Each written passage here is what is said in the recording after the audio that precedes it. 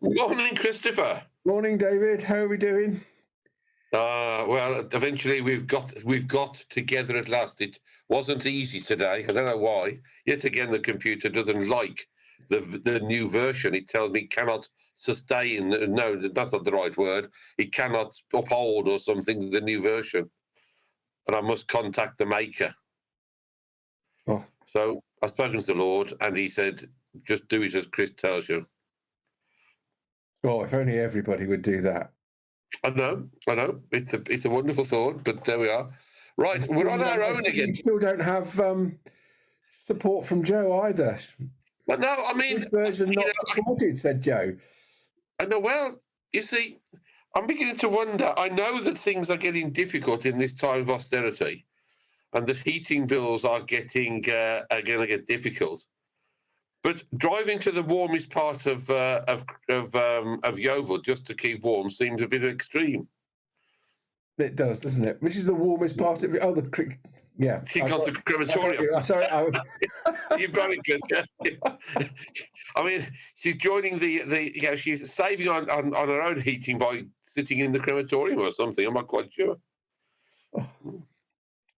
Yeah. I could think of better places. Well, yes, so could I. Yes, so could I. Actually, I didn't. I mean, there was some frost outside this morning, dear viewer, when I took the dog, Lady Rowe. It was signs of a little bit of frost, but I didn't find it cold. Not yet. Good. No, I didn't find it too cold, and there we are. So it was good. I think. Yeah, always good. So what's happening in your week so far, Chris? Have you done anything new this week or unusual? Nothing new or unusual. Spiritual director yesterday. I've got 2 funerals to organise. Lots of people with cancer. Yeah, I know. Seems to be taking up my time at the moment. Yeah, I just had a funeral conversation with a local company based in Crewken, and they want me to take a funeral of a viscount. I'm not quite sure what a viscount does or is, but they want me to take one. Oh. It's a name. Yeah, no, that's not his name. He's not a Viscount Biscuit.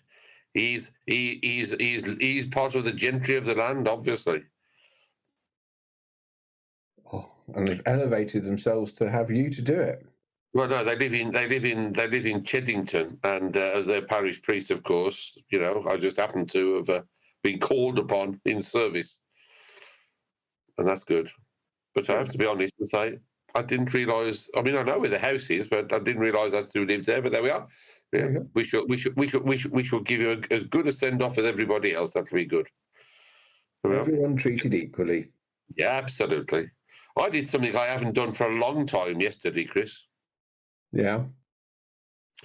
I haven't done it for a long time, but because Fiona is on holiday, she's gone to visit her parents in Kenya. Yeah. And we're praying for her because her mum is quite poorly at the moment, so we pray for them. But I took a school assembly. Goodness. I haven't taken a school assembly for a good couple of years now. And Fiona prepared me for it by telling me exactly what questions she asked and what answer I would get, and et cetera, et cetera. I had a long email from her. And but I drew on the 30 years almost of experience of leading school assemblies, and it went well. Good. Yeah, I found that over my nearly 30 years in ministry, children very rarely change in school at that age. They're eager and keen when you ask a question, aren't they? They're eager, keen, and you'll get stopped in the street now. Hello, David. Yeah, well, you see, when I got there, I did say, because I realised I hadn't taken assembly at Mosterton for a while, and I did say, does anybody, hands up if you know who I am? And of course, the older children who've been there nearly 5 years, they know, because I was taking assemblies between Daniel, our previous curate, leaving, and Fiona, the present one, coming. So they remembered me. It was only the tiny ones at the front who weren't certain. And they looked at me as if I was a strange man, which is probably a good reaction. Their parents have taught them well. No comment. Thank you, Christopher. I know I could rely upon you for support and care. So there we are. So we've got a reading today. We're continuing through through Luke, I understand. Yeah. Today's reading is took from the book of Luke. Righto. Let's take that pause. We have to have this, for those viewers aren't sure, the reason for the pause, viewer, is so that the editor can edit should he need the space to do so. I think that's why we take the pause. But let's have a pause anyway, shall we, Chris?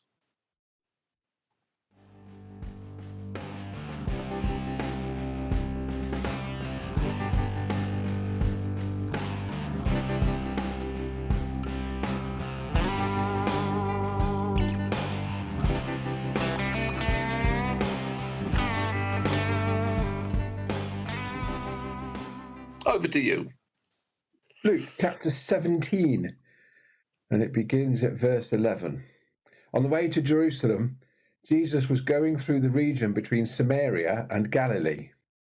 As he entered a village, 10 lepers approached him. Keeping their distance, they called out, saying, "Jesus, Master, have mercy on us." When he saw them, he said to them, "Go and show yourselves to the priests." And as they went, they were made clean. Then one of them, when he saw he was healed, he turned back, praising God with a loud voice. He prostrated himself at Jesus' feet and thanked him. And he was a Samaritan. Then Jesus asked, "Were not 10 made clean? But the other 9, where are they? Was none of them found to return and give praise to God, except this foreigner?" Then he said to him, "Get up and go on your way. Your faith has made you well."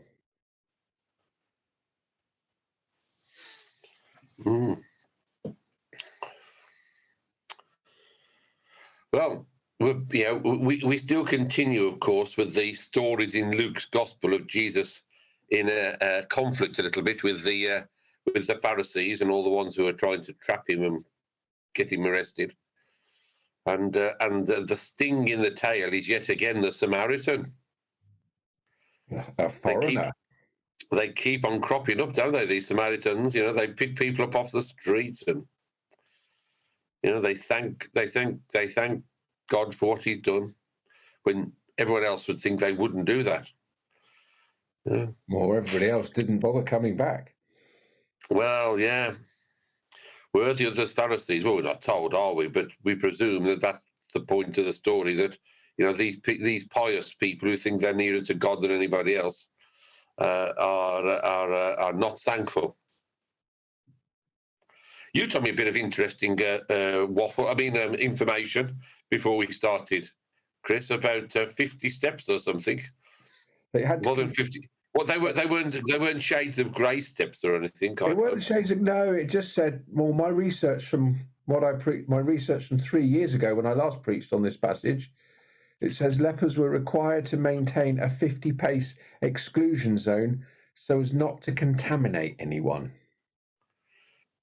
You mean you actually researched this, Chris? Well, I looked at what I said 3 years ago. That's okay. I've got such a good memory. I know exactly what I said 3 years ago. Yeah, you're being a mere youngster, you would have.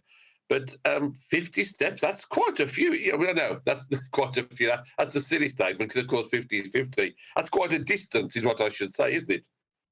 It is. It's not close. It's not close. I mean, what came to mind on this one from, yes, these are my notes from 3 years ago, which I shall probably bring in the word COVID. Yeah. Especially when we have, I know there's people who won't be in church on Sunday because family have got COVID. It's still about. And, people with COVID, we've had masks, we've had separation. At the start of COVID, hospital wards had isolation zones, and there's so much procedures we put in to isolate so that the contamination doesn't spread. And we were all told we could walk outside and exercise outside, but we had to keep a distance. I think ours was 2 meters separation, wasn't it, for a while, to have for everybody, whether we had it or not, just to maintain separation. So, the lepers were required a 50-pace exclusion zone, And we'd all say, we don't want you near us because you've got leprosy and we don't want that skin condition. Absolutely. Or we don't want you near us because you might have COVID, is where we've been for the last few years. And it's been socially very damaging. You know, I miss those days of isolation and being allowed out for 1 hour a day. I got quite used to it. It was, you know, You are still allowed out for 1 hour a day, David. Oh, I'm sorry. I'm still locked behind the door here for fear of the. Yeah. No. Oh, thanks, Chris, for telling me. Oh, at long last, I can go out again. That's good. No, but there was something about those days because you tended to meet the same people at the same time. If you went on we had a circular tour around Beaminster, which we knew would take about an hour, which took us up Windy Ridge and across the school, round the school and down and wherever, and you tended to meet the same people at the same time. Yeah, that's waffle, I know, but yeah, 50 paces. There was also, of course, the interesting point that if the illness cleared itself up, you had to report to the priest at the temple, didn't you? to go to the priest. Again, the priests weren't the ones who effected the healing. They were just tasked with inspection to say, yes, your leprosy is gone, you are healed. And then they would go back and give them all the rituals of how to declare to God that you've been cleansed and healed and can come back in society. It gave me an extract from Leviticus chapter 14. If the disease is healed in the leprous person, the priest shall command that 2 living, clean birds and cedar wood and crimson yarn and hyssop be bought for the one who is to be cleansed. On the 7th day he shall shave all his hair, of his head, his beard, his eyebrows. He shall shave all his hair. On the 8th day he shall take 2 male lambs without blemish, and 1 ewe lamb in its first year without blemish, and a grain offering of 3/10 of an ephah of choice flour mixed with oil, and 1 log of oil. Now, all of those rituals, Jesus sent these leprous men that had been healed, that he healed, to the priest for inspection. Mm-hmm. And when they got there, or when the 9 got there, and that's what the 10th actually did go there in the end, he probably did, they would have found them healed and instructed them to do all of those rituals. So Jesus isn't telling them not to do these things. He sent them to the priests for these rituals. And I think the problem came with the 9 men wasn't that they went to the priest and would have done these rituals. The problem came was the priests and them didn't recognize that they'd been healed by God, and therefore Jesus is demonstrating that he is God and he was exercising his godly powers. And the one that turned round was showing his thanks and gratefulness to God for the healing procedure that had gone on. Yes, he said, it must have been God. Where's Jesus? I'm going to go back and thank him. I'm going to thank God and worship God. Whereas the others went and carried out a ritual to try and worship God. Which is all part of that cleansing ritual that the Jewish tradition had, and which is, as you say, outlined in this case, in that passage from Leviticus. Did you say it was, Chris? Leviticus chapter 14. 14, yeah. Which, of course, is a book which is all about the law and the rules, isn't it? It's one of the major books of the rules and the laws of the Jewish tradition. Yes, and because Moses was given the 10 Commandments, and if I remember rightly, one of my essays I wrote, Leviticus, the early Israelites turned the 10 Commandments into 625 Toroth. That's right, the Torah. If you want to obey the 10 Commandments, here's a big document of how you do it. Yeah. And Jesus made it even simpler, didn't he? Well, Jesus, yes, it went from 10 to 625, and then Jesus just said, here's 2. Love God, love your neighbour as yourself. Do it with all your heart, all your soul, all your mind, and all your strength. You know, I often, because I read that at every communion service, and I often default back to the Book of Common Prayer version. Do you? And yeah, just out of habit, I just think the language there for that is rather nice. just before we go, and I'm not going to bring it out because I don't want to distract from what you're saying. I'll tell you something about the Book of Common Prayer last Sunday. Just remind me at the end before we go, dear viewer. Right, so yeah, it is. Yeah, I know what you mean. It's the wording, isn't it? I mean, that is the beauty of the Book of Common Prayer. The language lends itself in so many ways to, to a not greater understanding, but the words are quite beautiful. Yeah, there's almost like a bit of poetry to it, isn't it? You know, love the Lord your God with all your heart, with all your soul, with all your mind, and with all your strength. This is the first commandment, and the second is like, namely this: thou shalt love thy neighbour as thyself. There is no other commandment greater than these. On these two commandments, I often think we miss out or we forget. On these two commandments hang all the law and the prophets, which I think is our great judgment of our modern laws and how we interpret our morals. Uphold these two commandments. Yeah, I agree entirely. We agree. Actually, faith. Well, we would do, coming from a very good theological college where they taught us properly. I think we complicate faith sometimes, don't we? In fact, it was interesting because last Sunday we were talking about, as we touched on in Rev Chat, that one statement which I think is wonderful. Lord, give us more faith. And of course, God's saying, I don't have to give you more faith because what you need is a greater faith in a God that cares and loves, etc. And I think we complicate what God asks us by putting things and obstacles and trying to find reasons around it and excuses. But it is simple when you take those two commandments. That's what the Jews did. They were given 10. They created 600 and something, kind of sub things to encourage or whatever. And Jesus says, no, just love God and love Him with all your heart, all your soul, all your mind, all your strength. And in doing that, love your neighbour as yourself. Because if you do those two things, all the rest fall into place. You're not going to want to murder your mother or run off with your neighbour's ass or etc. Because in loving your neighbour's ass, donkey, Chris, donkey. Thank you. Just don't get it right. But you wouldn't want to steal, would you? Don't steal. Don't murder. Love your parents. Respect people around you. If you love God and you love your neighbour, you do that anyway. Or am I being naive and oversimplistic? No, I think you're right. It's something I've often said in the pulpit. Yeah. I don't murder somebody because I don't want to. Well, I don't murder because it's wrong and God tells me not to. There are many people I may want to, but I don't because it's wrong. Yeah, but isn't that where God is spiritually?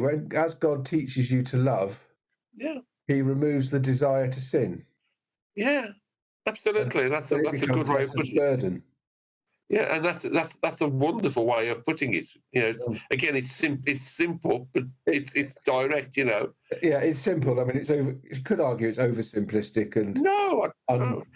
It's just it's a. What am I trying to say? It's not necessarily always attainable. No. But it's a good thing to aim at. Well, life isn't always simple, is it? It's complicated. It's hard. And a lot of things get in the way, but ultimately, God, as you say, takes away that desire to sin. If we love Him with all of our heart, and it's help, and it's a stage of, it's a way forward. So here we are. We got these 10 men. Jesus has cured them. They turn around to go and go and report in and start the process of killing, lambs and all the rest of it and pouring oil into stuff. One of them says, thank you to God. He, of course, is the Pharisee. The bad boy has done what is good, and he's going to earn his place in God's reward. And the Pharisees, yet again, to put it in the vernacular, have been stuffed. They haven't achieved what they wanted, which is to trap Jesus into saying something they can use against him.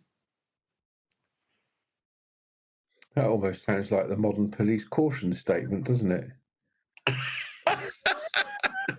Do you know it's off by... You watch too many police programs, Chris, if you know that off by heart. No, I do have I could have been arrested too many times. You could have been, but I happen to know that isn't true. So, we don't want to start spreading rumours maliciously, although you can spread whatever you want, I guess. But no, that's not true. But there we are. God loves us, and we have to show the respect back to him when he's done something good for us. And that's what the man did. And the Pharisees weren't able to get at Jesus, but they'll have another go. I'm sure next week we'll see another opportunity to try and trap him, put him into a corner. Amen. Good. Now, do you want me to tell you about the BCP experience on Sunday before we go, dear viewer? Go for it. Dear viewer, dear viewer, what some of you may not realise, and it's a closely guarded secret amongst against clergy, is that many churches, when a monarch dies, don't replace their altar prayer book. Can you see where I'm going at this, Chris? Mm-hmm. They don't replace their altar prayer book. And you'll be saying the prayers, the intercessions, and at one point it asks for you, because they're set and you're reading them, reading the prayers as you lead them. You mention the monarch by name. That's right, isn't it, Chris? We do. You mention the monarch by name. Now, some churches, when the monarch dies, scratch Henry VIII out and put in George or whatever, or Elizabeth or whatever it may be. Others have taken to covering it. And I have one church where the monarch has obviously died a number of times, and you can tell by the thickness of that page where they've stuck a bit of paper with the new name over the top. Really. Well, on Sunday, I woke up with a sweat about 6 o'clock, before 6 o'clock, 5:30 on Sunday, because I was on early duty. It's my turn for the 8 o'clock, Chris. And I woke up in a sweat thinking, I mustn't forget to pray for the king, because I haven't led any services of BCP since the good Queen died. So I woke up in a sweat, mustn't forget his king, not queen. When I got to church, I got the altar book out, and it still said George. So I thought, no, I get it wrong. So I got my own prayer book out, which I've carried around for years, just in case a moment is needed. I put it there on the altar. And as I was reading the prayers on autopilot with the gathered 3 people, the faithful 3 in Beaminster Church, I prayed for Edward. Well, there you go. I introduced my Book of Common Prayer services with, I apologise if I transposed the name of our sovereign incorrectly. Yeah, well, Chris, you see, I should have said that. I didn't. But then I thought, this must be a rare prayer book, because Edward was never crowned, was he? He was, the one abdicated. Yeah, well, it didn't say, it just said Edward. But when I looked at the date of the printing, it was even the early one before that, from about 1900. Right. So I prayed for Edward, our king. At least I got that right. But not a single member of the congregation picked it up. So I escaped with it. So this time I'm going armed with a pen to put king instead of queen in the book. King Charles II. The third. Third, sorry. King Charles III. King Charles III. I reckon, and I must admit, I'm not a royal person necessarily. I haven't quite researched it, but I reckon Edward is probably somewhere in Charles's name. Oh, are you trying to get me off the hook, Chris? Yeah. You're a real saint. I knew I couldn't. See, Reverend Neely wouldn't have done that. She'd have belittled me and laughed, which I don't blame her, because I would probably done the same myself. So, dear viewer, if you turn up in Beaminster next time I'm doing the BCP and I pray for Edward, please correct me and point me in the right direction with a biro. Good old Charles. He deserves his time in the prayer book by right. They are going to produce some new prayer books with his name in, if any of our churches want to buy one, but it could be a shorter reign than the last one. So you may want to wait for William and then buy a new one. I don't know. Can I apologise? I am wrong. Are you? Charles III is Charles Philip Arthur George. No, Edward. Oh, Chris. You let me down totally. But there we are. Being optimistic. Yes, you were trying to help. You were trying to help. But as usual, with most of my colleagues, it wasn't a help. But there we are. Chris, as ever, it's a joy and a pleasure to spend this time with you. You can follow us, of course, on all the usual things, on the Egerton to Colmers Facebook page, Twitter. Are you still doing the other one, the TikTok? Yeah, I am. I got 1,400 views last week. Wow, well done. I'll probably record one right after this. I've now got 92 people following me. Marvellous, Chris. I think I get about 1 or 2 join every week, and then I get 1 or 2 leave. Yeah, don't blame them. The ones who join, I mean the ones who join. Yeah, it's very good. So you can follow Chris and his mob there. You can follow the Beaminster Team on all of our platforms at Beaminster Team so and what's it and all the rest of it. But if you found this, you found that already. So good. But Facebook and Twitter and Instagram and all the things that Harry magnificently keeps going for us. And we look forward to seeing you again next week. Next week, hopefully with the Reverend Neary. God willing. Well, Thursday I think she'll be back in Sarah, so we may have to see if we can get her in her what do you call it, in her eyrie in the college. Yeah. So there we are. So good to see you. It looks good on her email when she apologised for today. It looks good. That's good. Whether that means because she can make it or it looks good because she can't. Well, let me have a look. Where am I next Thursday? I'm sure I'll be here with you, Chris. What date is it next Thursday? The 13th. Oh no, it's in my diary. Rev chat. I'll have survived 4 PCCs by then. Yeah, I'm here next week, but I'm not here the week after. Oh, we might have to do 2, Chris. Might have to do 2. Yeah. Might have to do 2. Anyway, there we are. Good to see you, viewer. Thank you very much. See you soon. Bye then. Bye then.